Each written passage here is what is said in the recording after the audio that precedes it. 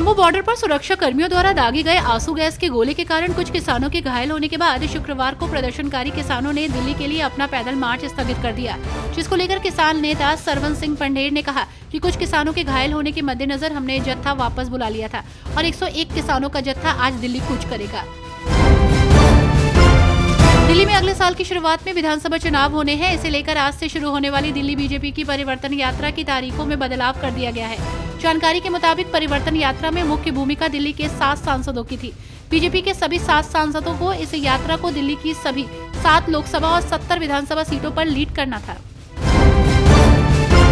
Supreme court 12 दिसंबर को places of worship act 1991 की संवैधानिक वैधता को चुनौती देने वाली याचिकाओं पर सुनवाई करेगा।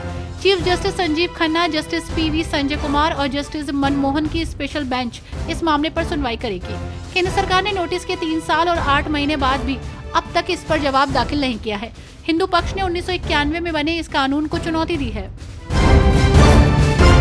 उत्तर प्रदेश के जौनपुर में मंदिर मस्जिद का विवाद हाईकोर्ट पहुंच गया।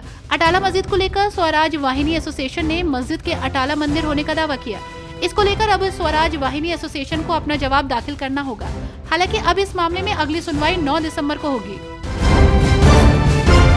अयोध्या में राम मंदिर निर्माण का कार्य तेजी से चल रहा है। इसके साथ ही मंदिर में श्रद्धालुओं को ज्यादा से ज्यादा सुविधाएं दिए जाने की तैयारी की जा रही है।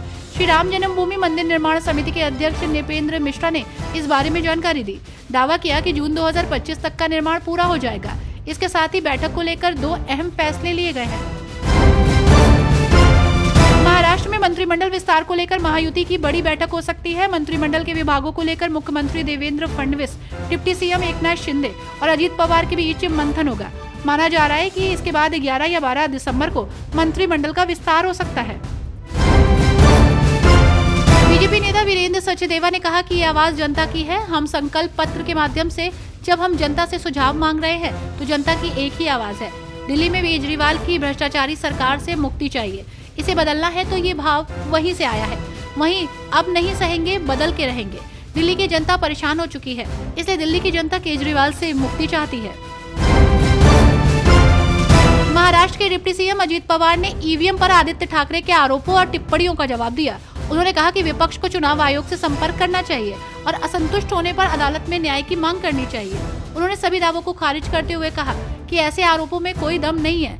यहाँ इस तरह के आरोप लगाने का कोई मतलब नहीं। उन्हें चुनाव आयोग जाना चाहिए और अगर वहाँ उन्हें न्याय नहीं मिला तो उन्हें अदालत का दरवाजा खटखटाना चाहिए। जम्मू बॉर्डर पर पुलिस और किसानों के बीच टकराव में कई किसान घायल हुए हैं। इस कड़ी में राजद नेता मनोज कुमार झा ने कहा कि प्रधानमंत्री जी बोलते हैं कि अन्नदाता हमारे दिल में है। कल ही मेरे एक सवाल के जवाब में कृषि मंत्री ने इतनी बढ़िया बातें कही। ऐसे में कृषि मंत्री की बातों को सुनकर और इधर किसानों के प्रति उनके रवैये को देखकर बहुत विरोधाभास नजर आता है। महाराष्ट्र के सपा प्रदेश अध्यक्ष अबू आजमी ने बड़ा बयान दिया है। उन्होंने कहा कि आज तक किसी मुसलमान ने किसी हिंदू को पकड़कर मारा नहीं। मुसलमान तो मंदिर के सामने जाकर ठंडा पानी पिलाना चाहता है।